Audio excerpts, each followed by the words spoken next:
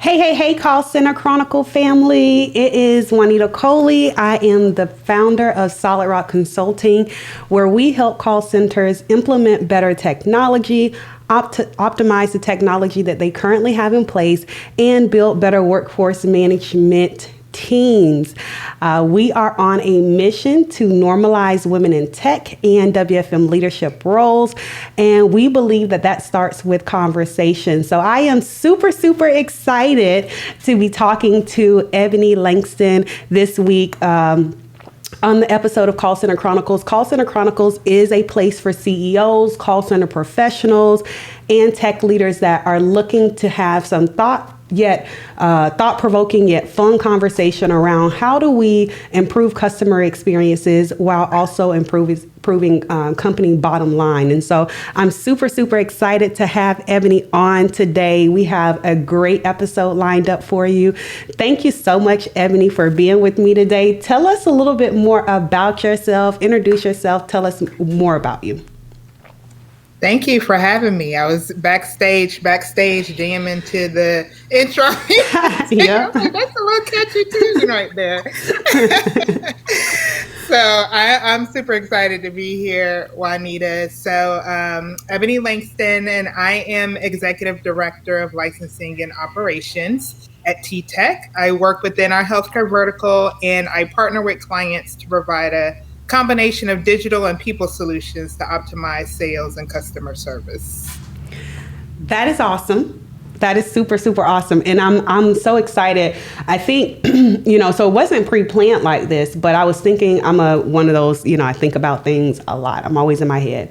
And so I was thinking about how fitting it was that it is Women History Month. It's International Women's, is it today or is it yesterday? My days get mixed up. It was yesterday. Yesterday was International Women's Day, but the whole month is a celebration. It is a celebration, right? And so I thought it was so fitting to have you on this week on this episode, because I've been just watching your career. We used to work together most people don't know this, so I'll kind of give the backstory. We worked together at United Healthcare some while back when I was running the command center. And I was just always interested in how you led the team, how responsive you was to our request in the command center, and just working together. And so I've been following you since then. And so I'm just so impressed with your career, how you've been able to navigate the, corporate ladder and corporate structure and all of those good things. So it's Women's History Month. So you ready to do this? I'm ready. And I have to say, I remember those days, and anyone working in contact centers know you're nothing without your workforce team. So Juanita held it down for us. It was definitely some fun days for sure. Yes. All right. So let's get into it, right? Tell us more about, I know you said you are over licensing, you're the executive director, but tell me a little bit more about what that role does at TTEC.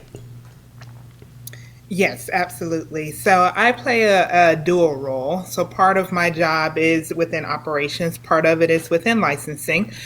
So within the licensing team, I manage the group that, one, helps people gain a new career within the healthcare licensing space. So I run, me and my team run what's called the College of Insurance at TTEC, where we help people go through the process to get their residential health insurance license. We actually support several different licenses, health insurance, property and casualty, and claims adjuster licenses. So, if that's a career you're interested in, we're here to help support you through the entire process, the training, applying with the states, and then ultimately getting you on a program to support one of our clients in those areas. And then on the operations side, I work with, like I said, I work in the healthcare vertical, and I partner mainly with healthcare payers in their strategies around new member acquisition, retention, and services. So I partner with them to help identify opportunities for optimization in the sales process and the customer experience to really gain as many members as we can each enrollment season. That's phenomenal. And so it actually makes me think of a question that I wasn't thinking of earlier, so I'm just going to go right into that question. How does... Go right ahead. We'll come back to those questions. I have another question. So how does your, like the College of Insurance and all of those things that you're doing on the recruiting and the learning side and making sure that you have the right people in the right places and all of those things, how does diversity play a part in even like the training curriculum that you're creating and the product, right, or the service that we get on the consumer gets on the end, like the end game, like, okay, well, we have this type of trainer, or we have this type of diverse training program, and so because of that, we get this type of result. Do you see a difference in with you leading that program, the result that you get? I think from a training perspective, thinking about diversity, the whole bonus of having a diverse workforce is that you have a diverse set of perspectives and thoughts, experiences. And from a training perspective, when you're leading a group of people, you also have to remember that you have a diverse set of learning styles. So we really try to incorporate within the training different type of learning methodologies, some instructor-led, some self-paced, some what we call real play bots, where people have the opportunity to practice on their own. It's really about putting in different types of learning opportunities that might match different learning styles so people don't get bored in the experience. Especially in our College of Insurance, I have a great manager who's super creative, and her team are always coming up with new ways to present what can be very dry material at times. But to make it exciting and appeal to those very different learning styles, I think is key when you're thinking about training in new hires. Yeah, you tapped into something really good there. You said to be able to present material that can kind of seem dry. I think having diversity in the training program, the training material, the training leadership, just the whole gamut, right? Being able to have a diverse sphere of that allows us to be able to then get a product and or service that is going to be representation of a diverse consumer base, right? And how you train that. I've never thought about diversity from a training perspective, like having, the instructor led versus, because people, you're right, people do learn differently. And so by having that diversity in training, you're able to connect differently and have materials seep in differently to, the person that you're training. I think that's important. Yeah, that's good. That's good stuff. I agree. So I was reading an article from Mercer, and the study, it was an article from Mercer from 2020, and it said that only 2% of executives are African American as opposed to 85% white counterparts. And so, like I said, I've been following your career. I think it's so impressive what you've been able to do What have you done to become part of that 2%? Yeah, I've seen similar articles, and it's just a sad, sad number. And I think it was McKinsey put out a new report earlier this year that indicated on our current trajectory, it would take 95 years for Black employees to reach talent parity.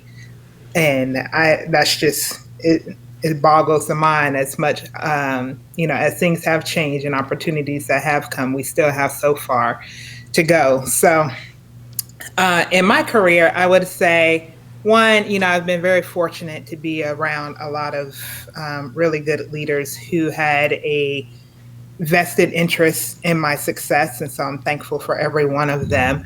And one in particular, though, stands out because she really helped me change my mindset from waiting on an opportunity to present itself to proactively going out and seeking an opportunity and knowing what I brought to the table and being able to share that value with others around me that were outside of what was my normal scope, finding those opportunities to share value and bring value to the organization in other ways. And so that was really a mindset shift for me, that I didn't have to wait around for people to give me an opportunity. I could proactively seek out and share with people what I could do. And so I've kind of taken that and raised my hand whenever I could to have an opportunity to help contribute more in my current role and things outside of the organization, what some may think of as extracurriculars, but people have to remember you get a lot of visibility in those extracurricular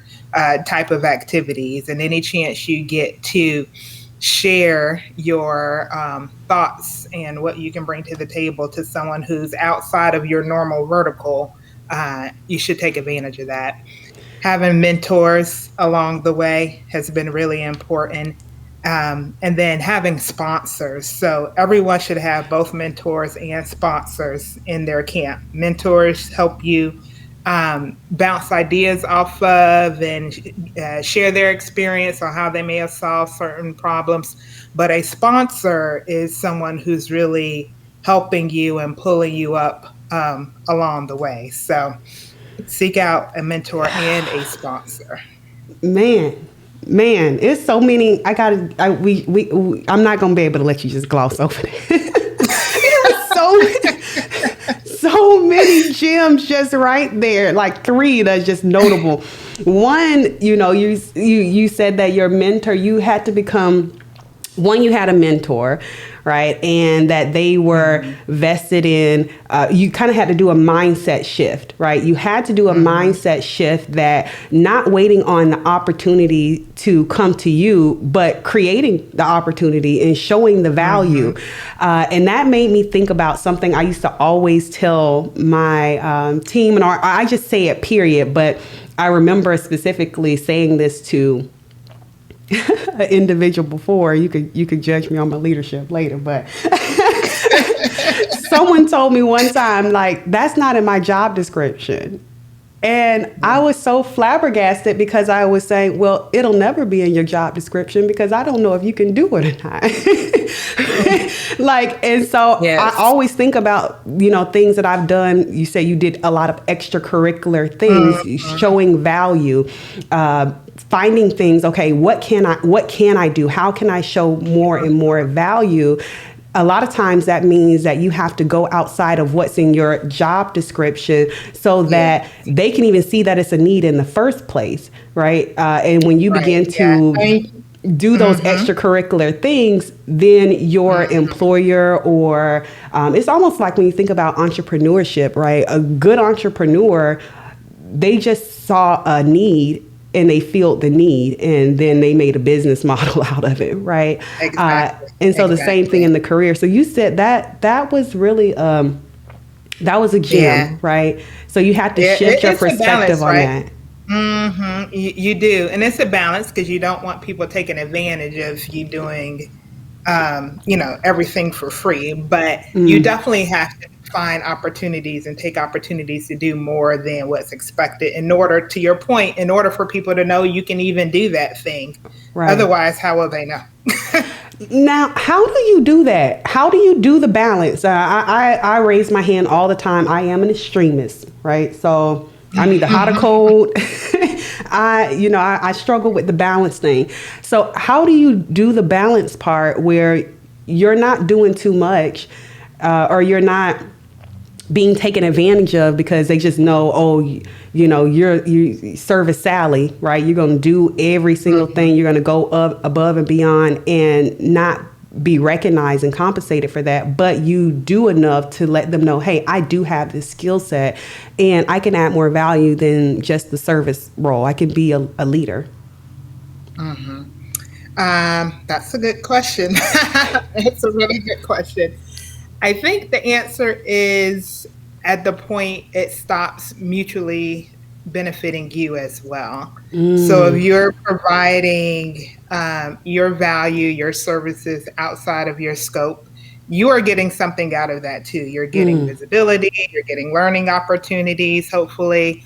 You're getting to work with new people, so you're sharpening those skills and your team building. And I think if there becomes a point where you stop learning or benefiting from those activities, then you raise your hand and say, I can't continue on doing this without some sort of formal official role change, or find another opportunity to do something new. That is, I got to take a sip on that. That's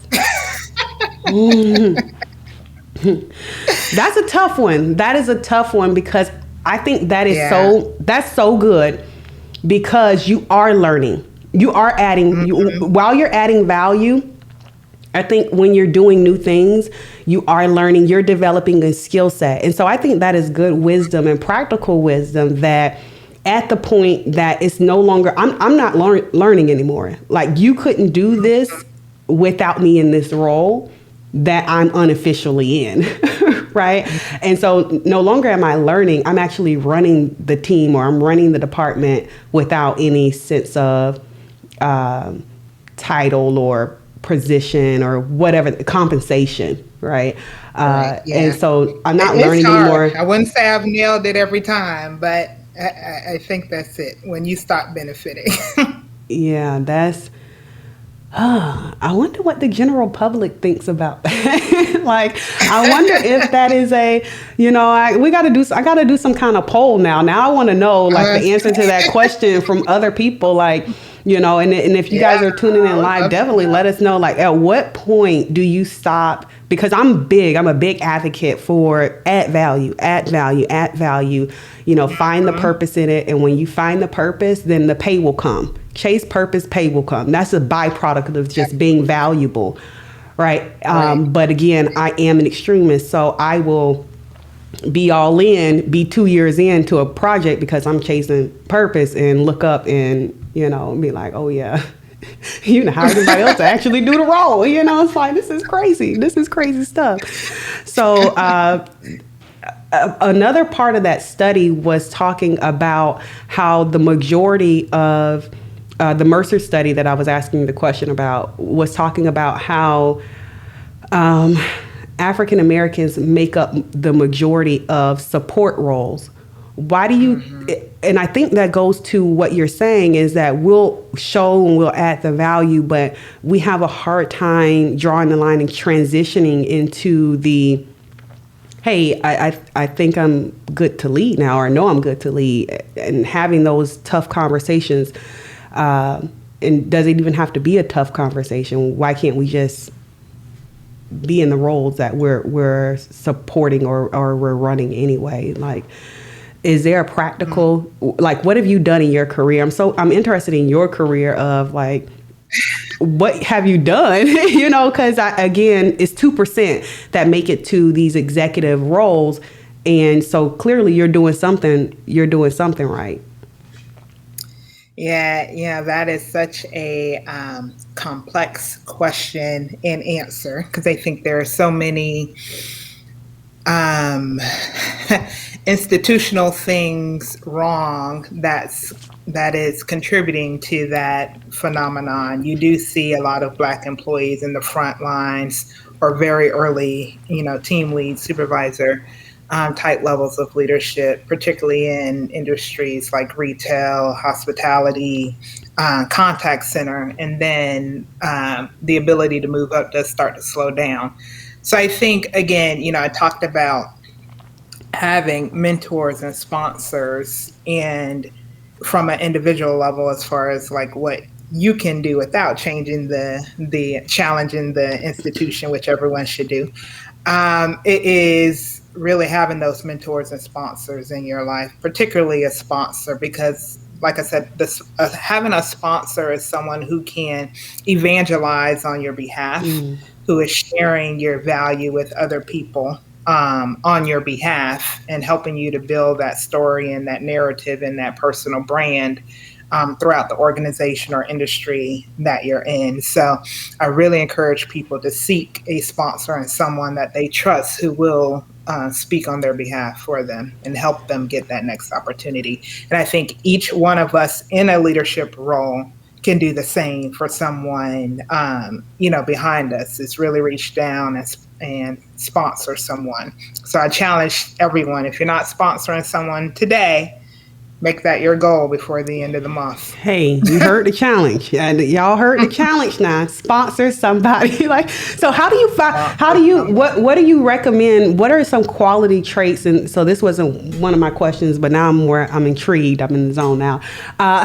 What are some of the quality traits of a good sponsor? How do you, if you're actively looking for a sponsor, you find a sponsor like, hey, I need someone to advocate on my behalf. I have this skill set. And what are the risks to a sponsor? What are the risks to a sponsor to sponsoring someone if they haven't vetted them fully and all of those different, I have so many questions around that now. Yeah, no one is going to sponsor you if they don't know you and your work values. I think the risk there is very minimal because you are putting your name and your reputation on the line, partly for this person. So, you don't want it to be someone who you just met. It really should be someone you have a relationship with.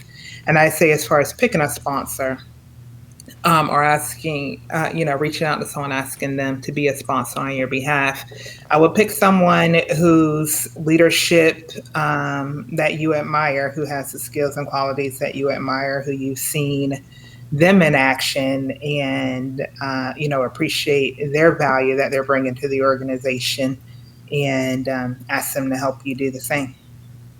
Yeah, that's good. That's super good. Let's move to this next question I had around customer service.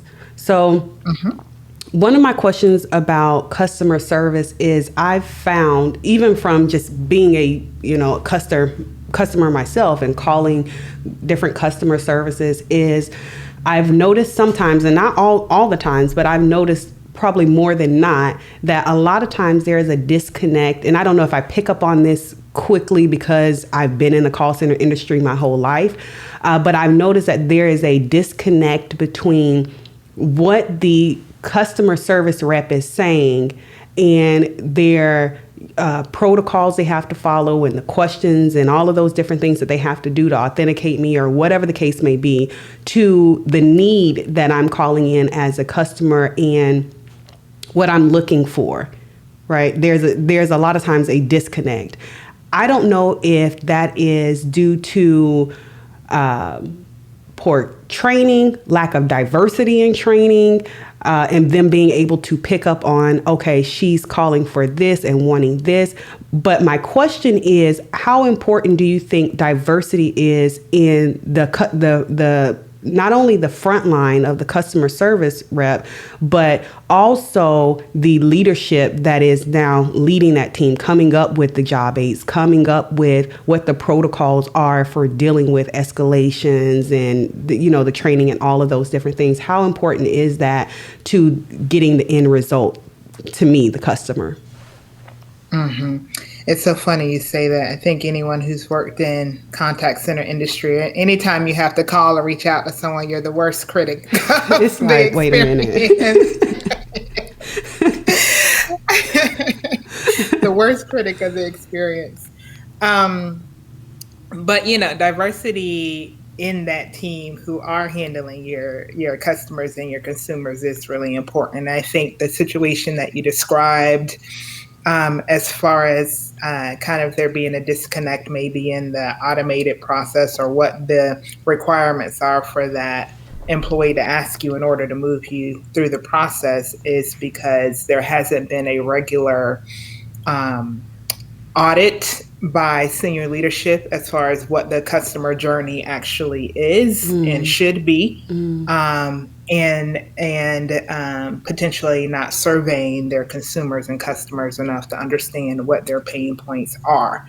But assuming that your employee base is a representation of your consumer base, that's a really valuable pool of knowledge there who can help identify where some of those pain points are as well, and provide those improvement opportunities, those process improvement opportunities to the customer journey up to leadership. So I think that's if you have a diverse population of employees in that front line, that certainly is a pool of knowledge and opportunity for senior leadership to get down and talk with, and get their feedback on what the customer journey should be.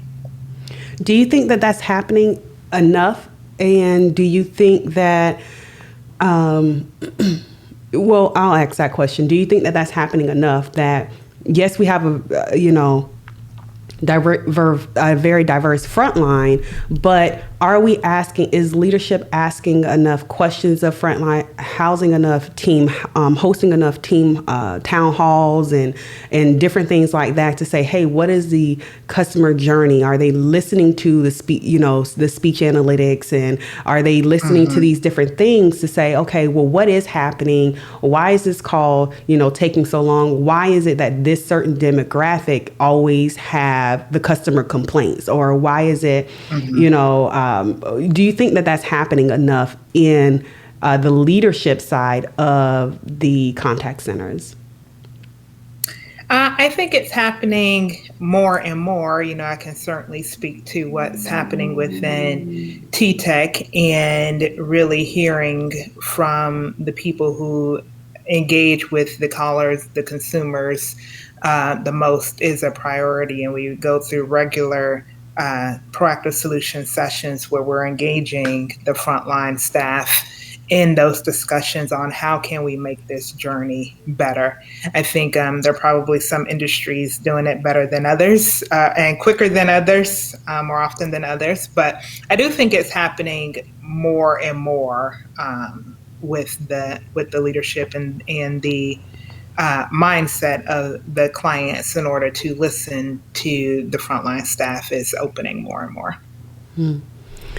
Can you tell me about a time where a lack of can you tell me about a time when a lack of diversity resulted in poor customer service, and a time where maybe good diversity resulted in connecting with customer service better and having a better customer experience? Especially, I'm just thinking about like our United Healthcare days or any of your other days, in leadership, where you can see, hey, we had a very diverse team. We were prepared for this, and this is why we got the result that we got, or not.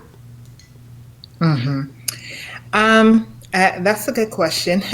What comes to mind immediately is some of those examples that we've all heard of, where a company's marketing campaign kind of fell flat or was overtly offensive to people, and you can tell that they did not have the right people in the room to have the discussion before they sent this plan out. But I think specifically in the contact center space, I'll use the kind of Medicare area that I work in mostly as an example, because we have a very diverse group of people who are serving those members. And I'm thinking about this mostly from an age diversity. So we have, very young people who are just getting out of high school or college, who just got their license, who are starting their first job. we have people who have been retired for a while, and they are that Medicare population. And so it's great to have that mix of people on the team, because those who are a little bit older can help share what the potential experience of that Medicare beneficiary is to those who are younger, and those younger can bring some, their experiences in dealing with growing up in a more digital age to those who are older. And so I think that mix of experiences helps lead to a better customer journey, a better customer experience. And when you don't have that, you certainly risk the chance of someone having a poor experience, just because, if I'm 20 and I haven't had Medicare before, I don't, hang around with grandma as much, especially in the last year. We haven't been as able to get as close with people. I don't have that empathy, that could create a poor experience. That's crazy that you use that example, because I was actually thinking about that same example. Actually, I was thinking about how, because I think when we talk about diversity, we have to move beyond just talking about color as diversity. There are so many different things that's diverse about us, right? We have age, we have experiences, we have different backgrounds. It's more than just color that makes us diverse, right? And so I was thinking about that when we have a workforce that is full of, 20-year-olds or 30-year-olds or 40-year-olds, and I'm calling about Medicaid, or I'm calling about Medicare, right? You've never had to experience that. You can't even understand why this would be so detrimental or so important to me outside of the textbook, right? Outside of what you went through in training, and you understand the product and their service. And so if we lack diversity in leadership, right? If my leadership doesn't understand, and we don't have diversity of age, diversity of thought, diversity of gender, diversity of all these different things, then it's hard for that to trickle down, right? Because I believe everything one of my old bosses used to say, everything rises and falls on leadership. And so I think that's so true, that, if the leaders aren't diverse, and which is why I think this is becoming more and more of a challenge, is because the less we have diverse leadership, then the front line is only going to mimic or show up in what they're seeing in leadership, So I think that's representation is important. Yeah, I think that's super, super, super key. Tell me, as a leader, in call centers and even at TTEC, what are some of the things that you've done to ensure that your team was diverse? What were some of the things? I know you spoke about how your journey has been, having a mentor, having a sponsor, but what are some of the things that you've done to ensure that, we have a diversity in age, diversity in thought, diversity in color, diversity in all of these different things? Because it can be so much to just constantly be thinking of. What are some of those things that you've done? So I think there are two steps to that. One is having that diverse workforce, and one is having a inclusive culture and environment, because you can have the most diverse workforce out there, but if you're not creating a culture that's inclusive and where people feel comfortable being their unique selves, you won't be able to take advantage of that talent that you have, that diversity of thought. So one is really working with your talent management partners to help define the type of candidate that you want, and as much as possible stay true to that, even if it means delaying the decision a little bit and getting really creative about where you're going out to look for talent. I think the other thing, the other thought process that people are going through right now is not relying so much on experience, but on the capacity to learn and the propensity to be able to do a job, right? That really opens up your candidate pool to be able to consider some people that you may not have considered before, if they have the acumen to learn, the ability to learn, versus coming in with the experience, you are able to take advantage of talent that you weren't able to take advantage of before. And then, like I said, once you actually get that talent in the door, really have an environment that's inclusive so that people want to contribute.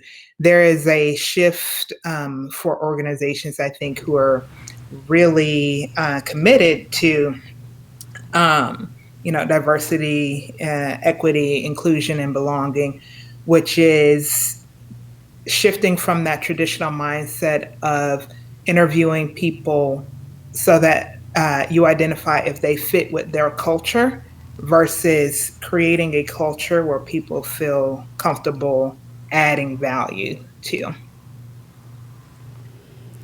Oh my God.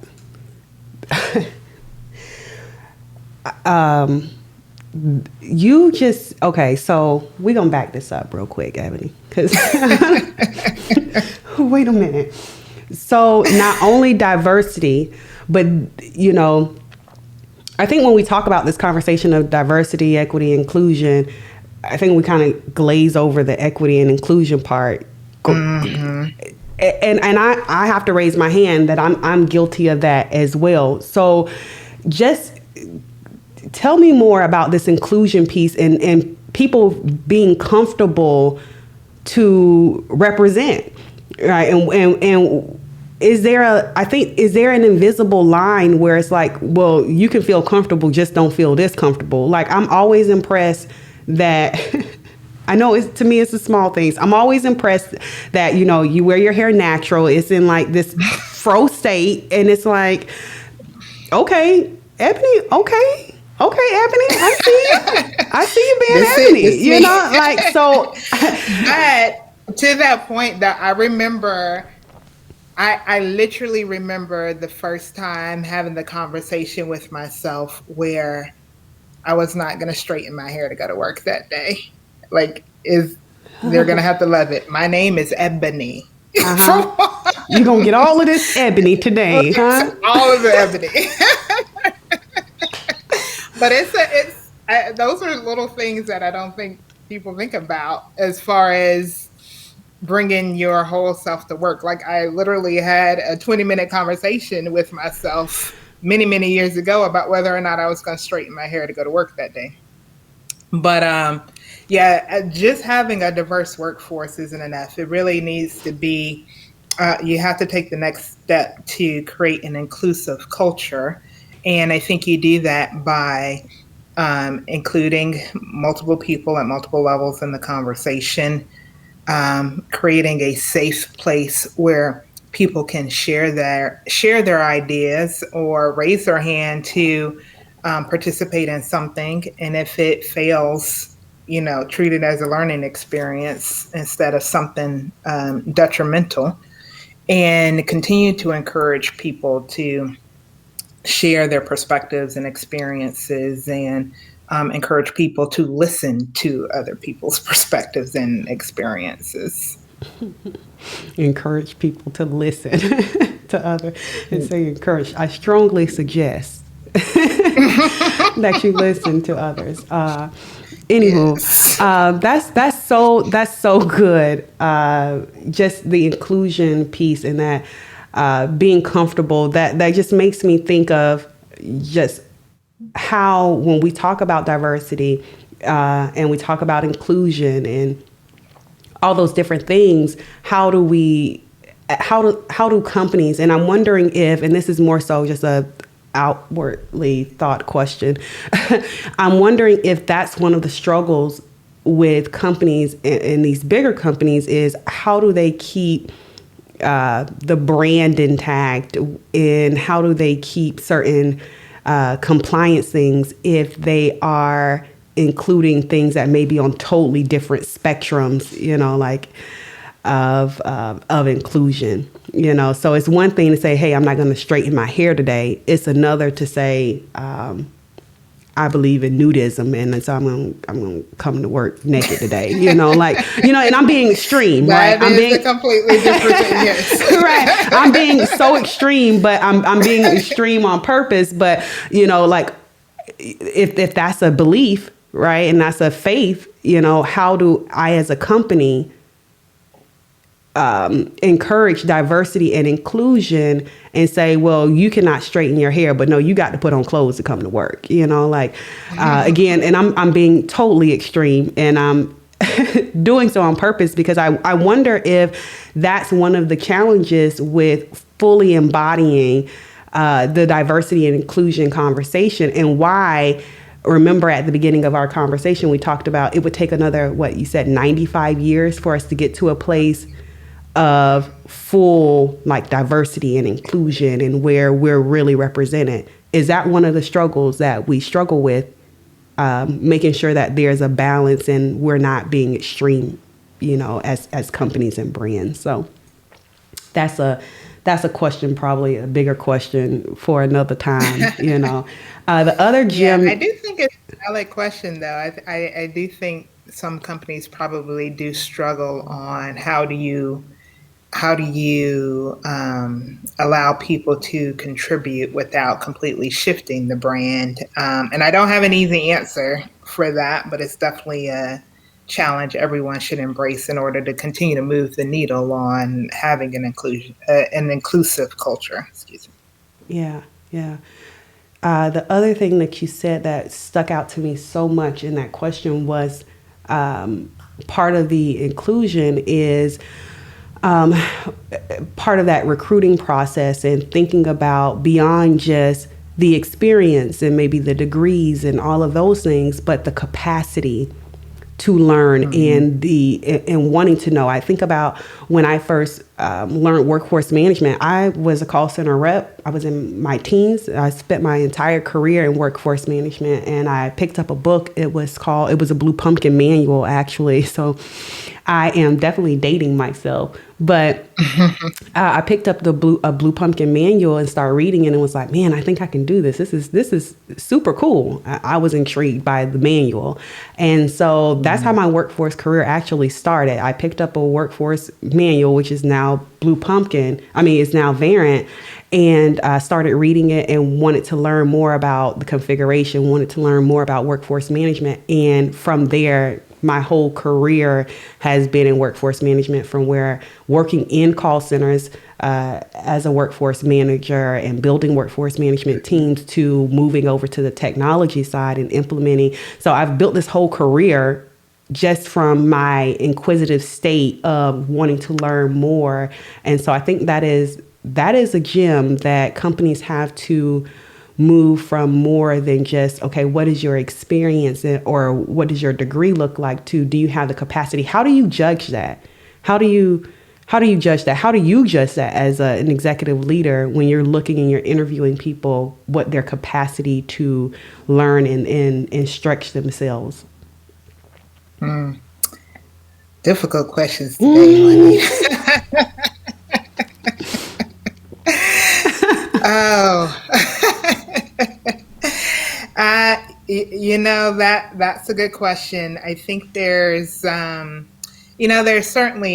thinking about that in kind of a more traditional way, there are certainly assessments out there that people can implement that help you identify an affinity towards a certain thing, an affinity towards sales or service, or something like that, or the ability to process language or process numbers. And certainly, tests like that are helpful in identifying the capacity. And I think also, just when you're in an actual interview with people, asking them about their past experiences, not with a particular product or knowledge, but in when they, like you did, picked up a book to learn something new and then applied it. Providing those kind of examples, I think, is how you start to judge that ability.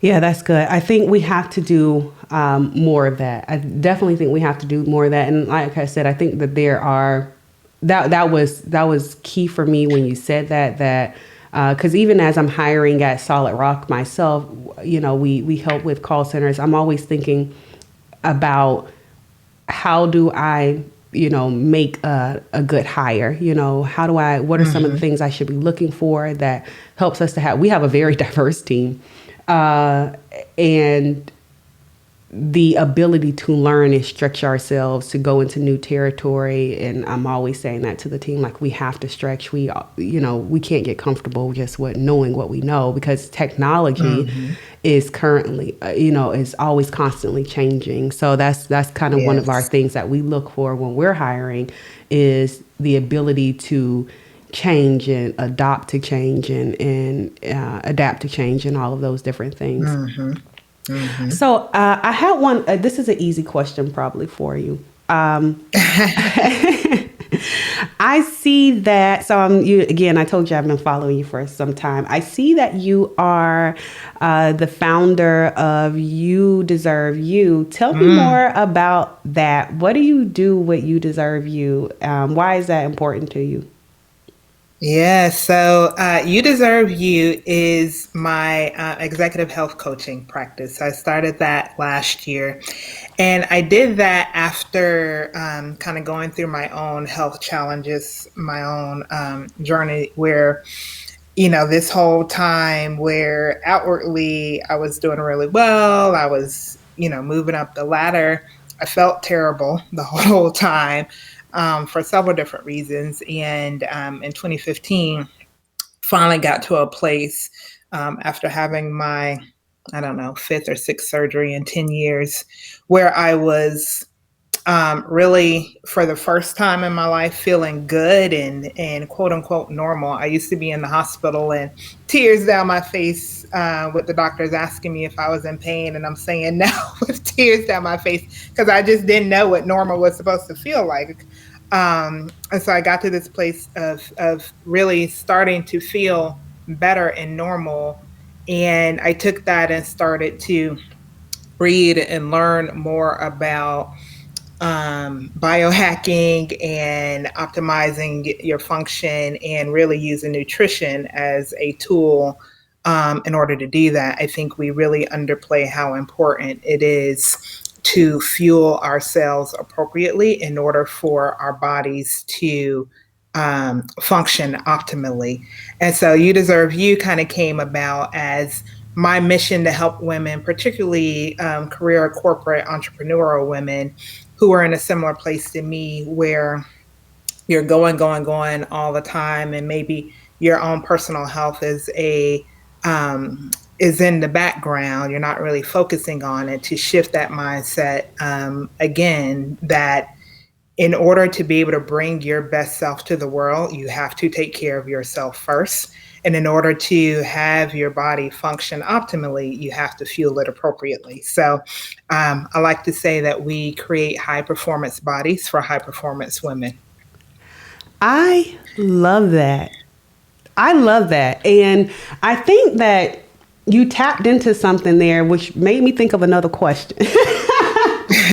Ebony gonna be like, I'm not playing with you today. Listen, no, seriously, you made me think of something interesting. I wonder if, when we think about, so one of our goals at Solid Rock is to normalize women in tech and WFM leadership roles. And because you don't see it a lot. You will see a unicorn every once in a while prance across, the WFM platform or WFM, the tech world, but it's not often. And I wonder if it's because we don't take as much time to self-care and take care of ourselves. You will more often than not see, men, they're going to get their gym time in. They're going to get their self-care time in. It may not look like ours, but they are going to do what they need to do for themselves, disconnect, whether that's go play golf or whatever the case may be, whereas we won't do that as much or as often. And I wonder if that plays a point in how we show up in leadership roles or not show up in leadership roles. What do you think? I think there's a couple of things. I think women naturally take on that caregiver role. And so I think many women have a tendency to just put everyone else first, make sure they're taken care of before taking care of themselves. And I think from a corporate perspective, because even though, again, there has been, we have made inroads, there's still a gap that needs to be filled. Many women feel like they have to work that much harder every day in order to be seen than maybe their male counterpart. That again, it starts to manifest itself in sacrificing your personal wellness in order to achieve this next goal. And it really is, there's several studies, it really is the opposite. Fueling yourself adds to your cognitive ability or can take away from your cognitive ability. So, where you're grabbing that bag of chips in order to not be hungry could actually be harming you because of, you're going to get me on a tangent now. No, this is good industrial stuff. oils and inflammation in the brain and all that kind of stuff. So I think that, again, I think women just tend to naturally put everyone else first rather than themselves. And I want to help them shift that. That's really good, Ebony. Like I could go on. I could go on and on that conversation. But to be respectful of people's time, I won't. But I'll end it with this. You dropped some really good notes and things that or gems that I wanted to kind of just restate, just because I think they're so. It doesn't take much though for my mind to be like, man, that's awesome. But you talked about finding a mentor and how a mentor and a sponsor aren't the same thing. A sponsor really is invested in advocating on your behalf, and the mentor is more somebody you look up to, you can learn from, and things like that. But a sponsor really is going to take that active role in helping to pull you up and go alongside you on your journey to the next level. So I thought that was really key. And then you also talked through inclusion. And I think as we have conversations about diversity, equity, inclusion, that a lot of times those latter two always get glossed over. At least, I think I'm guilty of that. And I think that inclusion is super important. How do we show up as our authentic selves, and how do companies create an environment that encourages that? I think that's a conversation that we have to keep having, and then being comfortable showing up as ourselves.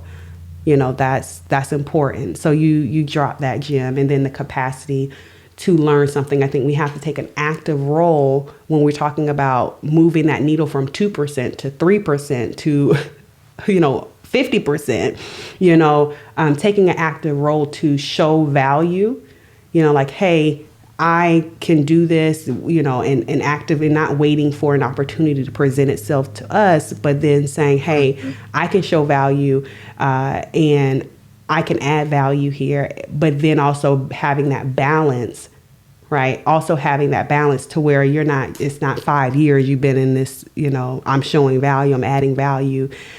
The last gem that I'll leave with is, you talked about the point, because I asked, how do you know when you've shown enough value, and you still haven't gotten recognized? And you said at the point to which it's no longer beneficial to you anymore. It's not mutually beneficial, because when you are in that role of adding value, you are, like you said, you're learning and you're getting something out of it as well. But when you're no longer, I'm not getting anything, I'm not learning, then that's when you have to kind of make some, more assessments. So yeah, those are some really powerful gems. Tell us, where can we find you, follow you, find more about the You Deserve You and become a part of that? How can we find out more about that? Yeah, absolutely. Well, people can always follow and connect with me on LinkedIn. I'm always open to making new connections. You can learn more about TTEC at ttech.com. And then You Deserve You at youdeserveyou.com. Absolutely. Well, thank you so much, Ebony, for hanging out with me today. I appreciate it. As always, it's so good to connect with you. Like I said, I've been following you from the United Healthcare days. So super, super cool to connect Well, with you. again, I'm so impressed and seeing your journey, seeing all this Black girl magic happening over Hey. there. So this has been a great time, great experience. Thank you for having me. Absolutely. Well, thank you guys for tuning in today to Call Center Chronicles. Our next guest will be none other than Orlando Hayes. So make sure that you tune in for us next week. We'll be right back here at the same time, same channel. Thanks, guys. Talk to y'all soon. Bye.